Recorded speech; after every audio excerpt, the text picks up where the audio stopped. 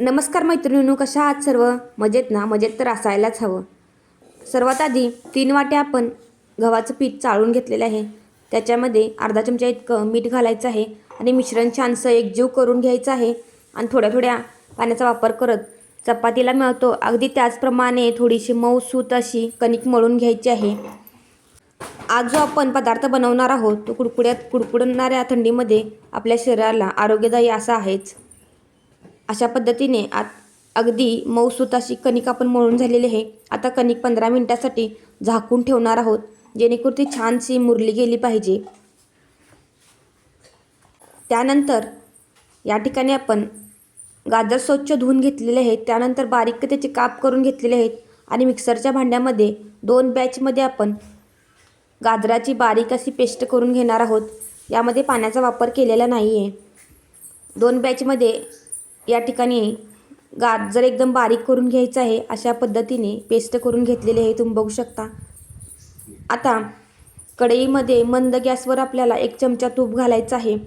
तूप छानसं मेल्ट झाल्यानंतर त्याच्यामध्ये मिक्सरमधून बारीक केलेली गाजराची पेस्ट ॲड करणार आहोत. 2 ते 3 मिनिटासाठी गाजराची पेस्ट तुपामध्ये छानशी भाजून घ्यायची आहे. तुम्ही या ठिकाणी तुपाऐवजी तेलाचा देखील वापर करू शकता. आणि त्याच्यामध्ये 2 ते 3 मिनिटानंतर आपण अर्धी वाटी साखर वापरलेली आहे. साखरेऐवजी गुळाचा देखील वापर केला तर उत्तमच होईल. आता साखर पूर्णपणे मिश्रणामध्ये मेल्ट झाली पाहिजे आणि मिश्रण पूर्णपणे एकजीव झालं पाहिजे, यासाठी सतत परतत राहायचं आहे. त्यानंतर त्याच्यामध्ये आपण बडीशेप पूड घालायची आहे आणि सुंठ पावडर या ठिकाणी वापरलेले आहे. आणि पुन्हा एकदा मिश्रण छानसं परतवून घ्यायचं आहे. पूर्णपणे मिश्रण अशा पद्धतीने घट्ट झालं पाहिजे आणि पूर्णपणे मिश्रण थंड करून घेतलेलं आहे. थंड झालेल्या मिश्रणामध्ये आपण 4 पेढे घालणार आहोत, जेणेकरून आपल्या मिश्रणाला छानसं बाइंडिंग येईल. आता आपल्याला मिश्रण हाताच्या साहाय्याने छानसं घट्ट असं करून घ्यायचं आहे. त्यासाठी पेढे पूर्णपणे मिश्रणात एकजीव झाले पाहिजेत. पूर्णपणे मळणी एकजीव झाली पाहिजे. आता तुम्ही बघू शकता, आता आपलं मिश्रण छानसं घट्ट झालेलं आहे. पेढ्याऐवजी या ठिकाणी तुम्ही खव्याचा देखील वापर केला तरीही चालेल. आणि हाताला थोडंसं पीठ लावा.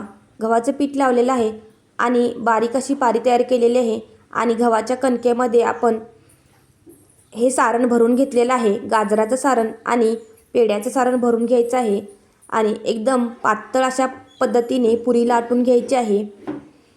हे बघा, अशा पद्धतीने आता आपली पुरी तयार झालेली आहेत. मध्यम आचेवर आपल्याला कडकडीत तेलामध्ये या पुऱ्या तळून घ्यायच्या आहेत. या ठिकाणी आपण पेढ्यांचा वापर केल्यामुळे आणि गाजराच्या मिश्रणामुळे एक सुंदर चव आपल्या पुरीला तयार होते. आणि गाजराची ही रेसिपी एकदम चवीला उत्तमच लागते. वरून कुडकुडीत आणि आतून एकदम सॉफ्ट अशी आपल्याला आपली गाजराची पुरी तयार झालेली आहे. घरच्या साहित्यामध्ये आणि चवीला एकदम वेगळी अशी पुरी तयार झालेली आहे. सर्वांच्याच आवडीची आणि लहान मुलांना अशा पद्धतीने केलेल्या पुऱ्या खूप आवडतात. एकदा तुम्ही आवर्जून ही रेसिपी नक्की ट्राय करा. तयार होणाऱ्या पुऱ्या एकदम 2 दिवस अगदी आरामात टिकतात. धन्यवाद.